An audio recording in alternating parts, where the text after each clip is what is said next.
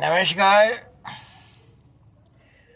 आज मैं एक विशेष विषय पे अपनी बात रखने के लिए आया हूँ।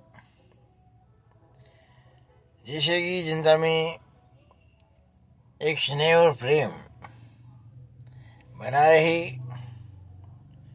जिंदा एक दूसरे का साथ देने में हमेशा तत्पर रही और मनों में एक दूसरे के प्रति मन भेद नहीं रखे। राजनीति अपनी जगह है, आपका मत अपनी जगह है, लेकिन माहौल ऐसा क्रिएटिव हो गया है कि इंसान इंसान तक को देखना पसंद नहीं कर रहा है। पार्टियां होती है, गुटबाजी ज़्यादा होने लगी है।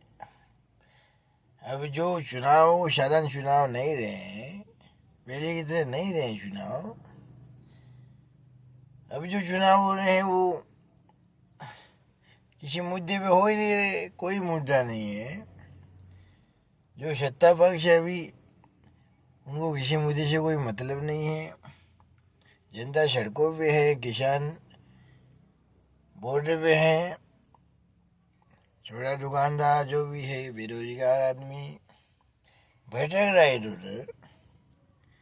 सरकार को कोई इस बातों का असर नहीं पड़ रहा है। जैसे कि आप देख पा रहे हैं, अभी भी मोदी जी जो घूम रहे हैं, मुझे तो पता नहीं वो कौन से जंगल में घूम रहे हैं, जहाँ हमारे देश में जब जब परिस्थितियाँ आती हैं, जनता की जब सुनने की बात आती है, तो मोदी जी निकल जाते हैं कहीं ना कहीं। ये कमजोरी रही है।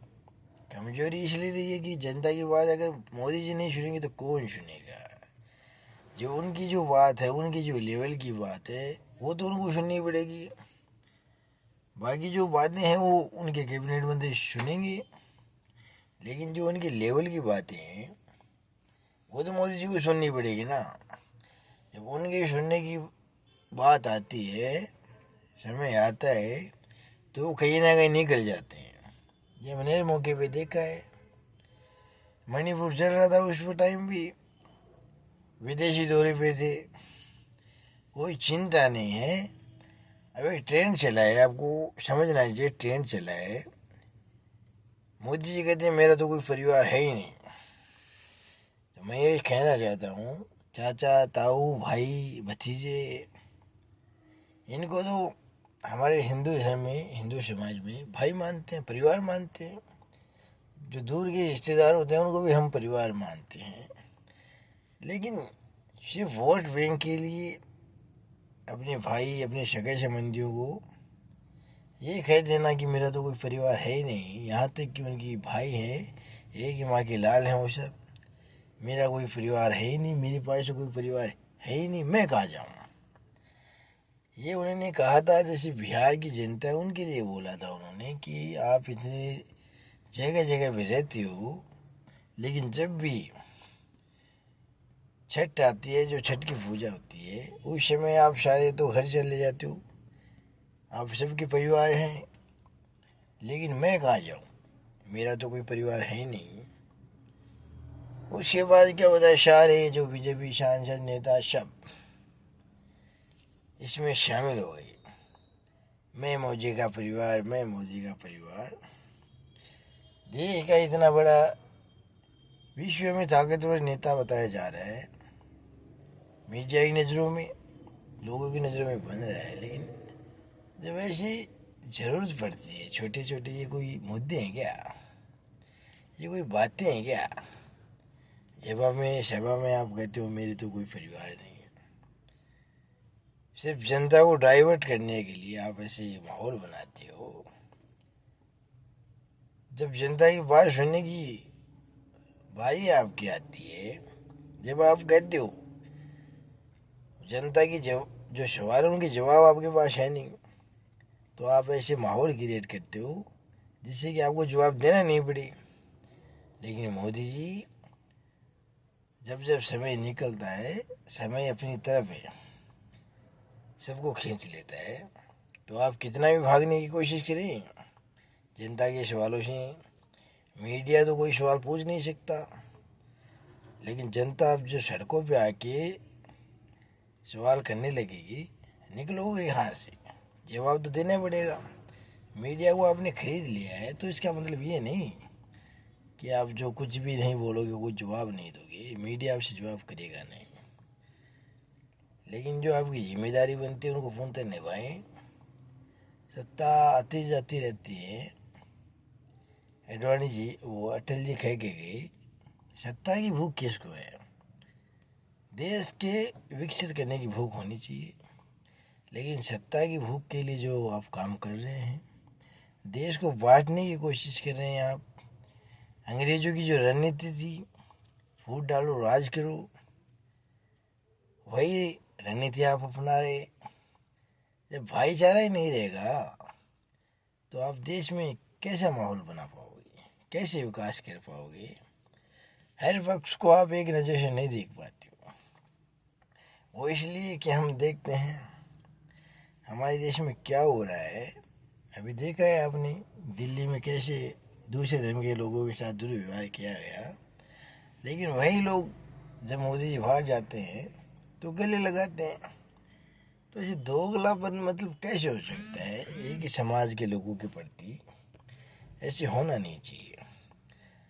राजनीति क्या है? काम करो, काम के आधार पे आप जनता को बताओ। लेकिन ये सब सारे मुद्दे गायब हो गए। मैंने करके देखा है राजस्थान में, काम कोई आधार रहा ही नहीं है। जनता को क्या चाहिए? कोई मूर्ख बनाने वाला चाहिए। मूर्ख बहुत जल्दी बन जाती जनता। बहलाने फुसलाने वाला चाहिए किसी भी विषय पर, चाहे उसमें 1% भी जनता का फ़ायदा नहीं हो, लेकिन उसको ऐसे लगता है कि बस ये नहीं तो कुछ नहीं। जादूगर क्या होता है? हमें मोहित कर लेता है अपनी कला से। वही कला है, उसके जादू से हमें कोई फ़ायदा नहीं होता है, हमें नुकसान होता है, हमें उसको देना पड़ता है। यही हमारे देश में हो रहा है। जादू दिखाया जा रहा है, लेकिन उस जादू में जनता विश्वास करने लगी। इसमें जनता को कोई फ़ायदा नहीं हो रहा है। गरीब जनता है वो मरी जा रही है। लेकिन हमारे देश के प्रधानमंत्री हैं, उनको इन सब बातों से कोई लेना देना नहीं।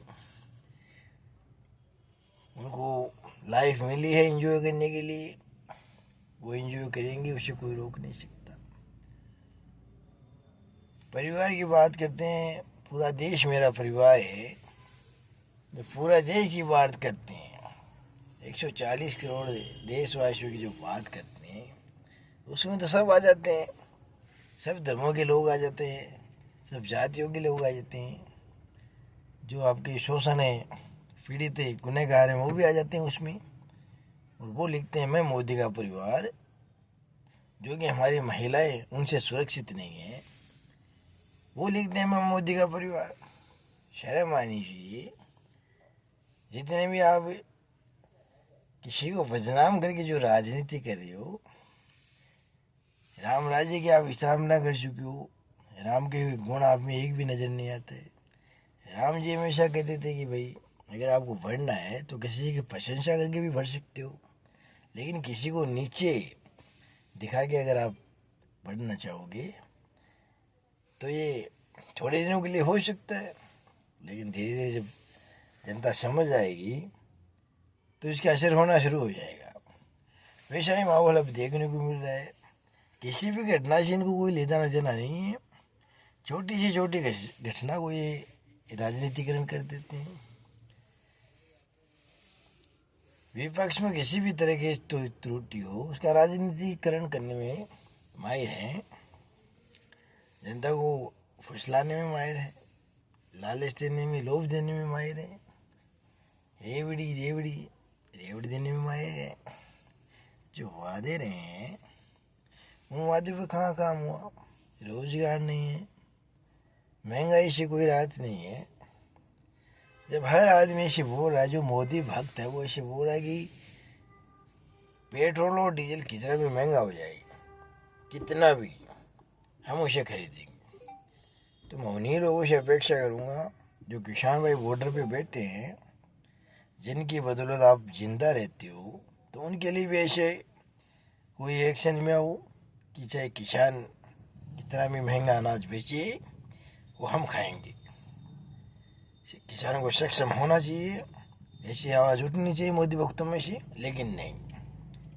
मोदी वक्तों में से ऐसी आवाज़ कैसे उठी कि भाई जब मोदी जी कुछ नहीं बोलेंगे तो ना तो उनका कोई कैबिनेट बोल पाता है, ना कोई उनके अंधभक्त बोल पाते हैं। जब मोदी जी का बयान आ जाएगा उसकी बात तो झड़ी लग जाती है, लेकिन जब तक मोदी जी का किसी विषय पे बयान नहीं आता तब तक कोई भी भाजपा का जो प्रत्याशी है कार्यकर्ता रहो चूर तक नहीं कर पाता है।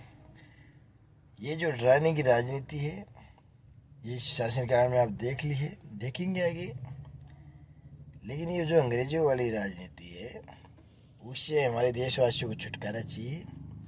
और जो आने वाले लोकसभा चुनाव है उनमें मेरी अपील रहेगी जनता से कि आप सुख दुख में जो साथी रही है आपके हमेशा कांग्रेस पार्टी, उसको समर्थन देके आप इस अंग्रेजों की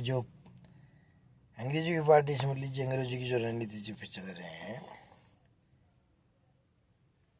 तो इसको समाप्त करें देश से, ताकि सभी लोगों का जीवन खुशहाल हो, संपन्न हो। ये धार्मिकरण राजनीति करके सत्ता में बनाए रखते हैं, उसके बाद जनता का जो फायदा होता है, जो जनता को होना चाहिए वो एक भी काम नहीं हो रहा है। गरीब जनता के लिए एक भी काम नहीं हो रहा है। जितने भी सड़कें बनी उससे गरीब जनता का क्या लेना देना है। एक्सप्रेस हाईवे बने हैं, मेट्रो बनी है, गरीब जनता का कहीं भी फायदा नहीं हुआ इसमें। जो बिजनेसमैन उनके लिए जो सुविधाएं कर रहे हैं सब उनकी सुविधाएं, लेकिन जनता को चुकाना पड़ता है, गरीब जनता को। एक्सप्रेस है, बुलेट ट्रेन है, कोई बैठ नहीं पाता है, गरीब आदमी तो बैठ नहीं पाता, इतना किराया है उसका। रोड पे इतने टोल टैक्स खड़े कर दिए, ये गरीब आदमी अगर किराया करके भी ले जाता है तो 1000-1200 रुपये तो टोल टैक्स के देने पड़ते हैं। तो वो भार कहीं ना कहीं गरीब आदमी बढ़ रहा है, बेरोजगारी बढ़ रही है, बेरोजगारी को कोई सुन नहीं रहा है, कोई गारंटी नहीं उनके लिए। जो बेरोजगार भत्ते थे वो बंद हो रहे हैं धीरे धीरे। कहीं ना कहीं देश की जो परिस्थितियाँ बन रही है उसको संभालना चाहिए। और जनता से एक बार पुनः अपील रहेगी, इस बार कांग्रेस पार्टी को जन समर्थन देके इंडिया गठबंधन को अपनी नेतृत्व सौंपे और अपने देश को सक्षम बनाए। जय हिंद।